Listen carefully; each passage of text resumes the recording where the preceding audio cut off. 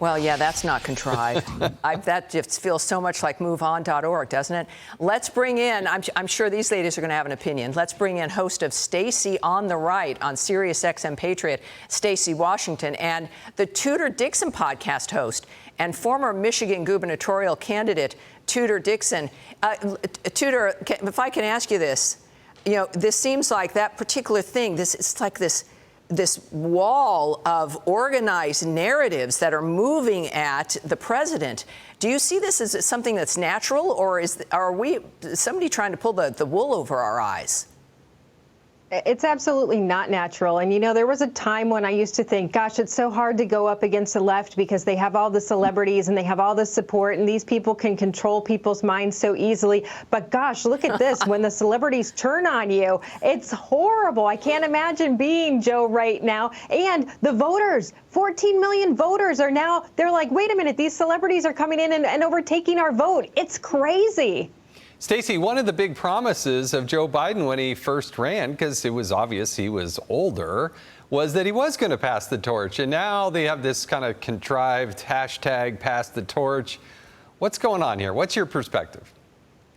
Well, Jason, it's one thing to say you'll pass the torch and you'll only serve one term. And then it's another thing when your wife gets the cover of Vogue and she's being written about in all the magazines. She has a staff of 20 or 25 people at her beck and call. Middle of the night ice cream run, hot matcha, whatever you need, it's at your beck and call. 55,000 square feet on 5 levels. Come on, that White House at 1600 Pennsylvania Avenue, it's calling my name. Everyone would love to live there, and she's not about to give that up. This isn't even about Joe Biden anymore. It's about Jill's aspirations. And I think those videos are cute, but what matters is what he says he will do. If he accepts the nomination, he's the guy. He has all the delegates. And as Tudor said, 14 million Americans said yes to him already. What are they going to do? It's very seductive. Generally, some things in life are very seductive. I've been briefly in the White House a couple times. It's a magnificent place. She is enjoying herself. But really, I would say, Stacy, this is also his only position of power. If he were to leave, I don't see any upside to him leaving that position. Certainly his family becomes vulnerable. There's no power at all. He would be a regular civilian person. Isn't that, and they're clearly angry because they agreed to whatever this is, and now they're being thrown under Julius Caesar's bus.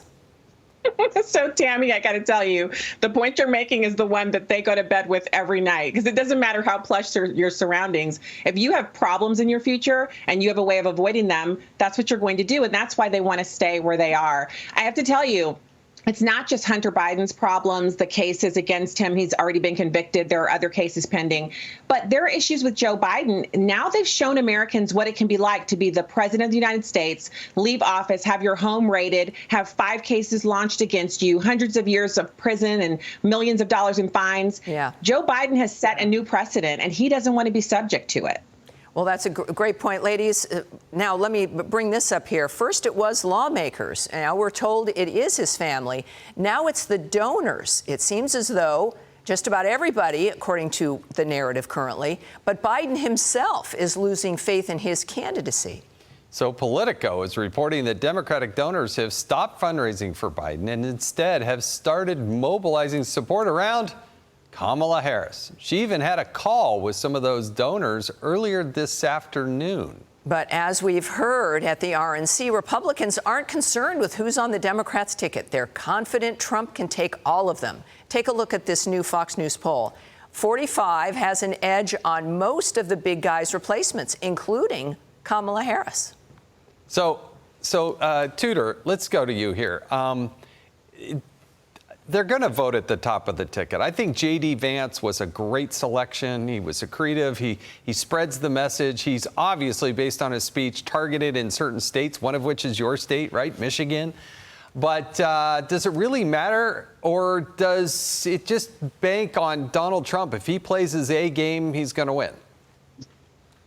Well, I think J.D. does matter. I think having the senator on the ticket with the former president is a big deal, especially in the Midwest. His story is so unique, but yet so American. To have come out of poverty, to have a mom who suffered with drug addiction, to come out of that and be on the ticket to be vice president of the United States, it makes everybody go, gosh, the American dream still exists. We still have opportunity. This is a big deal for the Republican ticket also because it says Republicans are looking toward the future, that making America great doesn't end in 4 years. Making America great can go on because we have someone on the ticket who's in their 30s. It is a big deal for young people. And we've already seen young people saying, you know what, I like this ticket. I'm going to transfer over to it. And that's why you see more and more Democrats panicking. The donors are now coming behind Kamala. I think that's interesting because we've all been saying, who would it be? I think it's good. They have to go with Kamala. They should.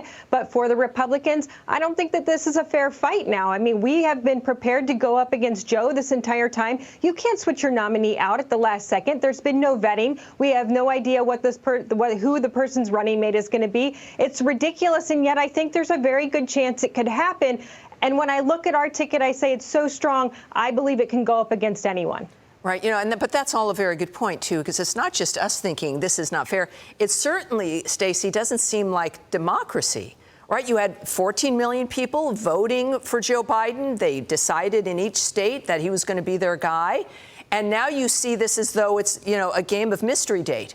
You spin the wheel and you open the door. Maybe I'm aging myself here, where you just don't know who's going to be, behind the door. I mean, Democrats, we've already heard about a lack of enthusiasm that certain local people have been complaining, organizers, that they can't get people to staff the phone banks and to knock door to door and to get out the vote. Stacy, that's going to be a huge problem. I don't think anybody can be comfortable with this process. Well, Tammy, the last time the Democrats tried to take out a Republican candidate, it was Ronald Reagan, and he won every state but one in that election. They're up against the wall because they've thrown everything and the kitchen sink. They've thrown F-16s. They've thrown, darts. They've thrown, newborn babies. They've thrown whatever they could get their hands on at Donald Trump, and none of it has stuck. He's still stronger than ever. And this week was especially consequential because the RNC this year was the strongest and best Republican National Convention we've ever had in the history of conventions. And Donald Trump showed up with his entire family. They were so strong and resilient on that stage. He wore a bandage on his ear, just millimeters away from death, the hand of God moving his head out of the path of a bullet. If you've ever prayed for his safety, as I have, I saw answered prayer on that stage last night. And I can tell you it was inspiring. His granddaughter's speech the night before was inspiring. But the best part about all of it is, while the Democrats are in disarray, the Republicans finally have a ticket and a plan for America that appeals to everyone, from Amber Rose to Stacy Washington, the super conservative to the right of Attila the Hun. We can win this thing if we keep pushing. I can't wait to see what happens. Can't wait to see it. I also think it shows the weakness of Kamala Harris because there is no call. There's no natural segue. It's obvious it's Kamala next. You would think they would be in that position. Want to thank you, Stacy Washington and Tudor Dixon. Thanks for joining us.